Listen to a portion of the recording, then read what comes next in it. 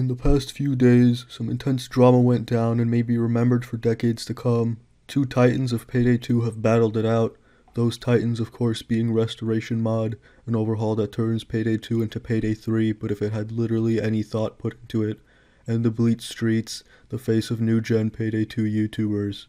Bleach Streets made a video about custom perk decks in which they drop an insane bombshell. I'm gonna be real. Most of the custom content made by the community is fucking terrible. Now this is some real nuclear shit.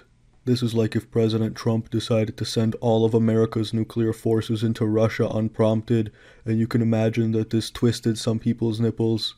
Due to this bombshell, families are being broken apart, and the Restoration Mod economy is in shambles, and my heart goes out to all the victims. It's so tragic that diplomatic relations weren't even attempted, and it's like if I went down to burn down Belle Delphine's house instead of negotiating a sex toy truce. But back onto the topic, the disheartened bombing victims took to the comment section to defend their blood and tear and semen-covered honor and various other bodily fluids. The world waiting with bated breath did not need to wait long, as Bleach Streets responded with insightful commentary in droves. As any YouTuber will tell you, this maelstrom of empty comments, this hullabaloo of half-finished sentences, it's really done for algorithm boosts.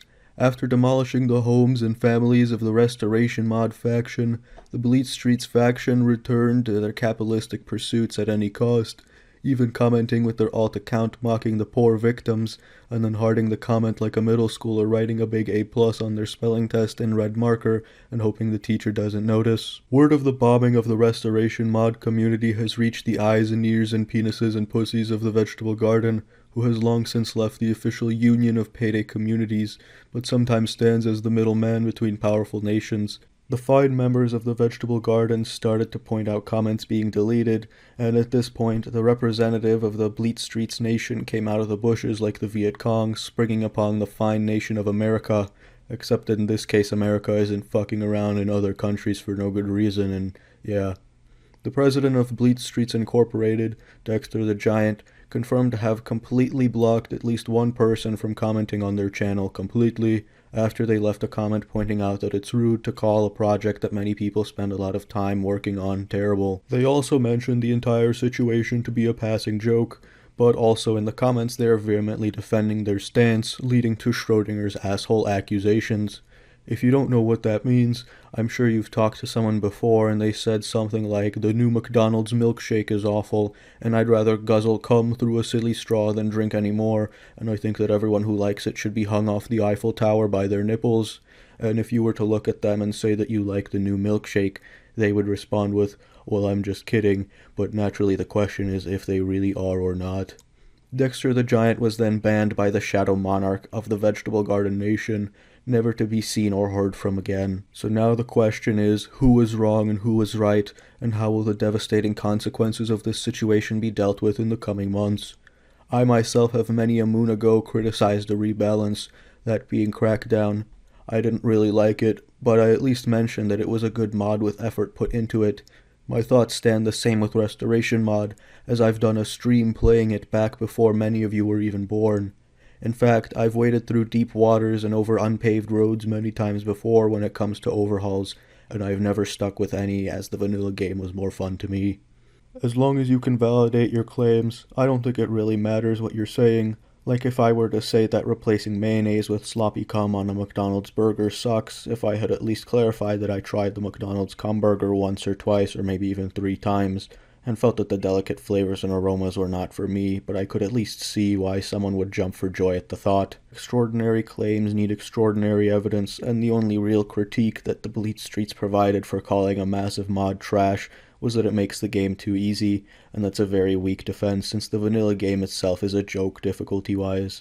Equipping a sniper rifle with Grays or akimbo SMGs with Bulletstorm turns even the hardest maps into daycare for little kids, and if difficulty really was correlated with something being good, then stuff like no grace period and teleporting Zeals would make the game infinitely better. But anyone who has tried both of those will tell you that they're about as much fun as being fisted by Andre the Giant wearing Sydney's spiky gloves. That said, in a world of mutually assured destruction, the powerful nations have their nuclear footballs balanced squarely on the tip of their erect peni, and once one falls, all of them fall, and perhaps the situation was overblown. To the ResMod community, I can see why you would be upset at someone blatantly advertising to potentially hundreds of immigrants that your country sucks and is third world, especially since the vast majority of the Payday community lacks the brain cells to think for themselves and confirm things. But perhaps you could send a diplomat out to negotiate and have the nation of Bleat Streets create a video on why they didn't like touring your country. A valid negative review is at least better than an offhand comment. And to the president of Bleat Streets, sometimes people won't like what you make, especially when you go after other large nations with quick and not well thought out comments. If you want to make a joke, then make a joke. If you want to make a point, then make a point. You can't make a joke and then try to defend it as something serious. I've often gone on record to say that Cloud Dasher should delete their channel, and I've never joked about it since a lot of their content exists solely for the purpose of pointing fun at new players, which is a shitty thing to do. On the other hand, when I say that DB Grimm players need to be kicked out of lobbies, that was a joke, and I have simply ignored all the comments complaining about it to this day. Some people get the joke and some people don't, and there's no real point in diminishing a joke just to get more people to agree with me. Also, I think it's a bit silly to delete comments that offer fair criticism and block people from commenting. That seems an awful lot like the plot to 1984 by John Orwell, I think it was. I don't know since I've never read it. These are my thoughts on this insane situation. We'll have to see how the fallout gets dealt with and take count of the casualties as they come in. So yeah, see ya.